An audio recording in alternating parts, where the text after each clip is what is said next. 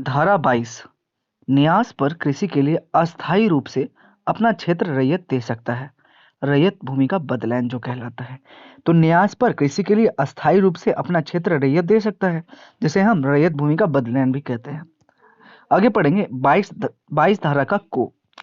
अपनी भूमि को बदलैन की इच्छा रखने वाले रैयत लिखकर डिप्टी कमिश्नर के यहाँ आवेदन कर सकते हैं। तो अपनी भूमि को बदलैन की इच्छा रखने वाले रैयत लिखकर डिप्टी कमिश्नर के यहाँ आवेदन कर सकते हैं, जो अपने विवेकानुसार इनकी अनुमति दे सकते हैं।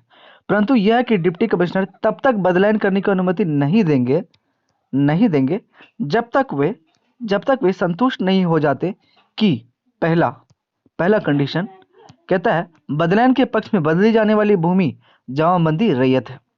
आगे पढ़ेंगे हम धारा 23 का कंडीशन नंबर 2।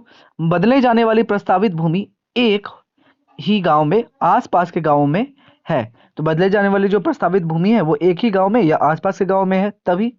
ठीक है।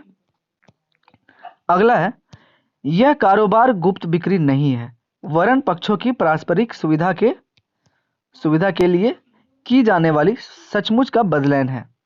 चौथा, बदली जाने वाली भूमि सामान्य मूल्य की है।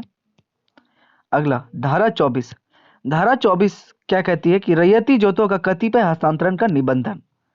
इस अधिनियम के अंतर्गत जो है कोई भी रैयत अधिकार अभिलेख के प्रावधानों के अनुसार अपनी जोत या उसकी कोई अंश बिक्री, दान, उपहार, विनियमन, वसीयत नाम के अनुसार कर सकता है। धारा 24 का को कहता है कि वास भूमि के कतिपय हस्तांतरणों का निबंधन। ठीक है। जब कोई आवासीय भूमि जिसे कोई रैयत धारण करता है उसे वसीयतनामा के द्वारा हस्तांतरित किसी दूसरे व्यक्ति को किया जाता है, तो दूसरा व्यक्ति भूस्वामी से निबंधन प्राप्त कर सकता है। अगला धारा 25 रैयती जोत या उसके खंड के विक्रय या दान के प्रलेख के निबंधन के समय भूस्वामी आदि के निबंधन शुल्क का भुगतान अनिवार्य होगा। तो धारा 25 कहती है कि रैयत जोत या उसके खंड के विक्रय या दान के प्रलेख के निबंधन के समय भूस्वामी आदि के निबंधन शुल्क का भुगतान अनिवार्य होगा। धारा 26 कहती है निबंधन का परिणाम। अब पढ़ेंगे हम अध्याय 4 बंजर भूमि तथा खाली जोतों की बंदोबस्ती। अध्याय 4 में है बंजर भूमि तथा खाली जोतों की बंदोबस्ती। धारा 27 क्या कहती है? बंजर भूमि तथा खाली जोतों की बंदोबस्ती। बंजर भूमि या खाली जोतों की बंदोबस्ती पट्टा या अमलनामे द्वारा किए जाने का प्रावधान है। ये क्या है? पट्टा या अमलनामे द्वारा बंजर भूमि या खाली जोतों की बंदोबस्ती पट्टा या अमलनामे द्वारा किए जाने का क्या है? प्रावधान है। लेकिन अमलनामे या पट्टे को 4 प्रतियां तैयार की जाती है। अमलनामे या पट्टे को कितनी प्रतियां तैयार की जाती है? तो 4 पट्टे तैयार की जाती है। एक प्रति उपायुक्त, एक प्रति भूस्वामी, एक प्रति रैयत और एक प्रति ग्राम प्रधान को देने की व्यवस्था है। आगे पढ़ेंगे धारा 28 कहती है कि बंजर भूमि या खाली जोतों की बंदोबस्ती के अनुसरण किए जाने वाले सिद्धांत धारा 28 में है।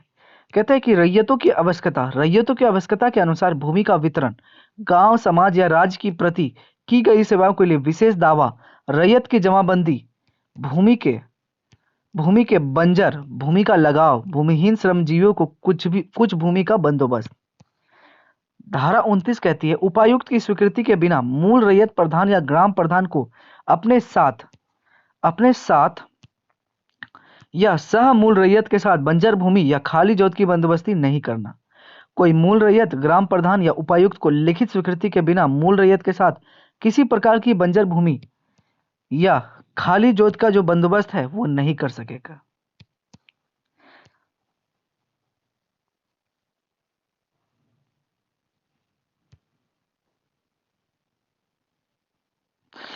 आगे कहता है धारा 30 कहती है कि बंदोबस्ती के उद्देश्य से किसी खाली जोत, जिसे बोलते हैं होल्डिंग, का उपविभाजन सब डिवाइडेड नहीं किया जा सकता। तो भूस्वामी एक उपायुक्त की समिति के बिना बंदोबस्ती हेतु भूमि या जोत का उपविभाजन नहीं होगा। धारा 30 कहती है। धारा 31 कहती है 2 या उससे अधिक ग्राम प्रधान, ठीक है, जो हेडमैन, ग्राम प्रधान को हेडमैन कहते हैं, समूल रैयतों या भूस्वामियों, लैंडलॉर्ड्स को संयुक्त रूप से बंदोबस्ती सेटल करना अलग। दूसरा, संयुक्त रूप से बंदोबस्ती नहीं की गई हो और उपायुक्त डिप्टी कमिश्नर के यहाँ कोई आपत्ति दर्ज करे तो उपायुक्त बंदोबस्ती को रद्द या उपरांतरित कर सकता है। आगे जानेंगे धारा 32 क्या कहती है। धारा 32 कहती है कि बंजर भूमि, वेस्टलैंड तथा खाली जगहों की बंदोबस्ती सेटलमेंट के विरुद्ध उपायुक्त के यहाँ आपत्ति कोई भी व्यक्ति यदि बंदोबस्ती की प्रतिक्रिया से असंतुष्ट हो तो वह इसके विरुद्ध उपायुक्त के यहाँ 1 वर्ष के अंतर्गत आपत्ति दर्ज कर सकता है। अगला है, उपायुक्त जो है सभी संबंधित पक्ष को नोटिस जारी कर उचित निर्णय ले सकता है या उचित आदेश दे सकता है।